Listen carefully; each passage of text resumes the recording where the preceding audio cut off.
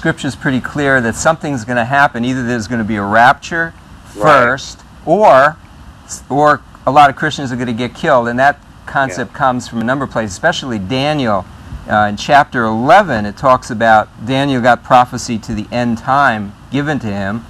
And it says here, and they understand among the people, they that understand among the people shall instruct many, yet they shall fall by the sword. It's talking about the latter days, by captivity and by spoil.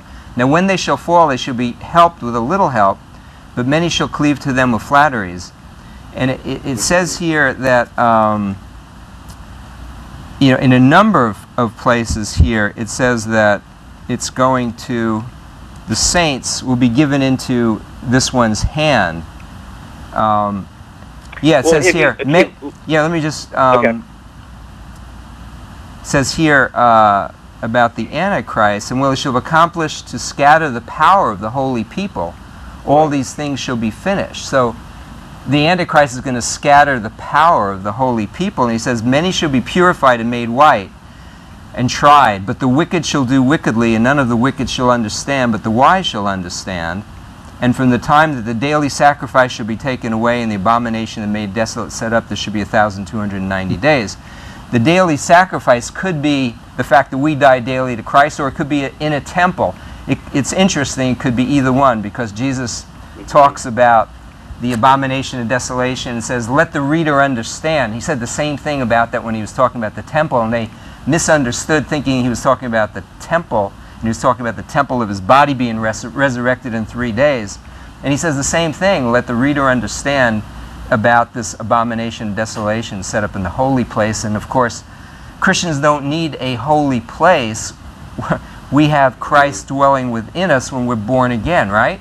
Yeah. Oh, yeah. Yeah, I mean, you can really feel it. I mean, anyone who's out there who has contemplated, oh, you know, I don't know if I should give my life to Jesus Christ. I mean, for me, when I was 20, I had walked on fire. I had done all that kind of esoteric, you know, New Age meditation stuff, and just none of it worked. And I was like, oh, sure, I'll try Jesus like I just tried the other stuff. Well, that stuck. Well, you know, you're fortunate, and maybe your mom's fortunate that she doesn't end up like Jay-Z Knight or people who are taken over by these spirits that take control of their bodies. And I've seen that happen with people sitting next to me, and I've seen them cast out, and you don't want something. Well, here, let me run this by you. You were talking earlier, one of the tangents was bipolar disease, and it rang a bell. I knew this high priestess in 2003, and I didn't know anything about Wicca. I just thought it was like witchy poo. I just didn't think it had any weight or power to it, but she was this high priestess or whatever, and then, you know, she's got this bipolar disease, and what I was learned from that is every time they go and practice this stuff, and I think a lot of them are thrill seekers, they want to see some demonic orb fly by, or they want to see something happen.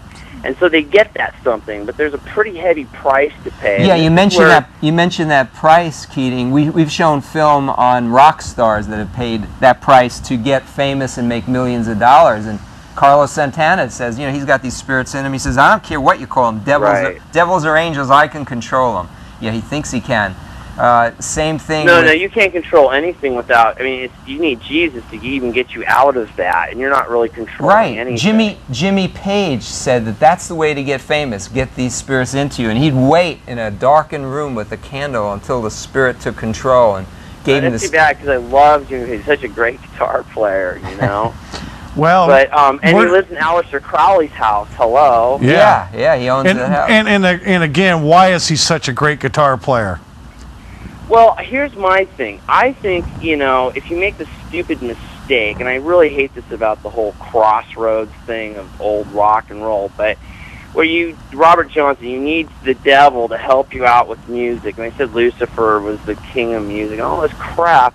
It's like, what they're doing is they're making a stupid deal where the devil just leaves them alone, and they're still learning on their own. I still think Jimmy Page is a great guitarist. I don't think Satan made him into that. I just don't think that Satan. Well, you know, Keating, we don't know at what level Satan started to help him, because with Robert Johnson, all these old musicians that played with him that were still alive, we showed film of them speaking, And they said that Robert Johnson was a pretty poor guitar player, and he came back. He came back just several months later. He was the best guitar player they'd ever seen, and he had all these lyrics, and he never sat down and read lyrics or anything like that. And all his lyrics were about the devil, and you know. Yeah, you know what the sad thing about that is that he could have learned that on his own. He didn't need the devil for any of that. Yeah, but he wasn't going to get it in a few months. Right, but I think what separates those great musicians from the ones you never heard of is they've been given the kingdoms of this world, and that's why you hear so much about them. I sure think that they've been seduced, and you know, you go back to the Prometheus thing. We agree. And it's all that drugs. The drugs really bring down. Well, it might give you some good music in the beginning, but it puts you in an altered state, does it not?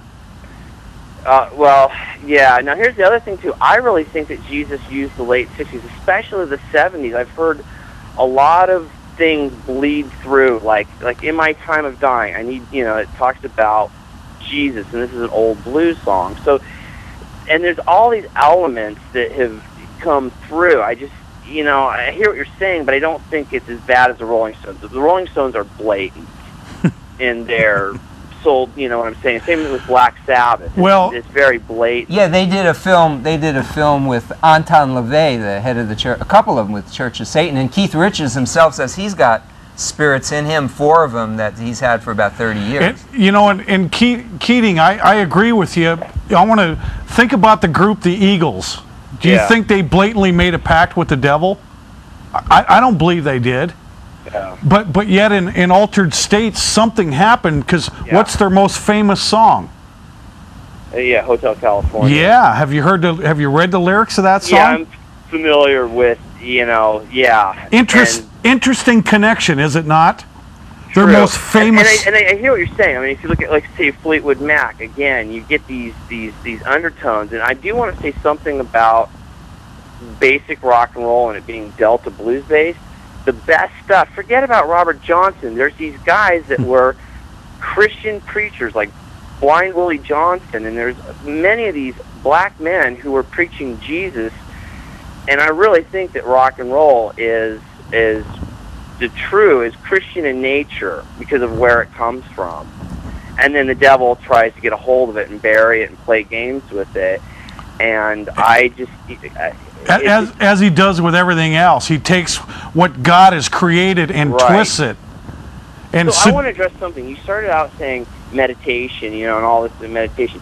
I would like to say that for everything that the devil's got out there, TM meditation, that there is a truth. There's a counterfeit, that there's some truth. There is true meditation on the God's Word. There's true music. There's even true rock and roll. Well, hold on, Keating. I'd like to show this next section of film, but the true meditation on God's Word is not altering your consciousness. It's sitting there and meditating on God's Word, thinking about it and letting God doesn't need an altered state of consciousness or a hocus-pocus statement to get him into your presence.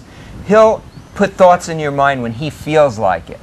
And he will bring people into your life when he feels like it. And when he had angels appear to people, it was on his initiative, not people saying, I want an angel to appear to me. They just showed up when he sent them, and that's a pretty rare occurrence anyhow.